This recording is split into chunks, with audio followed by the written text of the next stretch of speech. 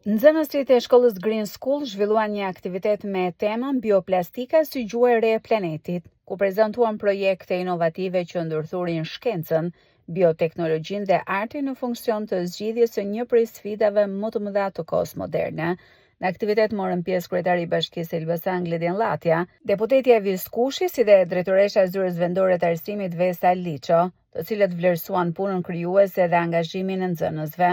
Ne e kemi zhvilluar vetëm në shkollë, por bioplastika është një material i cili ka kërkesa shumë të larta dhe flitet që në vitet në vazhdim ajo të ketë një bum shumë të madh ekonomik, për shkak sepse njerëzit kanë kërkesa të mëdha dhe ndërgjegjësimi ndaj dëmeve që sjell ndotja plastike është shumë i madh.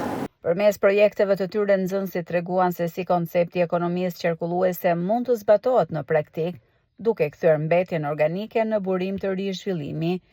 Ky është procesi i bioplastikës, çdo gjë nis nga mbetërinat e perimeve ose frutave. Në këtë rast kemi portokallin, ajo do grimcohet dhe më pas do ndodhi transformimi ku do ta përziejmë me nisë shte, me agar-agar, me xhelatinë dhe derisa ajo të trashet, do të hidhet në një enë. Ky është rezultati i bioplastikës dhe gjithashtu kështu kthehet ajo në tokë ose në ujë pa ndotur mjedisin tonë. Ky projekt ka qëllim që mbetjet urbane t'i kthejë në materiale të dobishme për përdorim të përditshëm. Për shembull, nga ky bidon mund të marrim një objekt të tillë si kjo qese bioplastike nga mbetjet e spinaqit. Atëherë bioplastika përfaqëson ndërtimin e të ardhmeve të qëndrueshme pa ndotje plastike. Kryetari i Bashkisë Gledin Llatja vlerësoi nismën e nxënësve duke theksuar rëndësinë e edukimit mjedisor. Ne kemi firmosur kontratën klimatike, operatuar kontrata klimatike e qytetit. Jemi një nga 3 qytetet në Ballkan, është Sarajeva, është Podgorica dhe është Elbasani, që kanë qenë negociata me Bashkimin Evropian për të lidhur kontratën klimatike.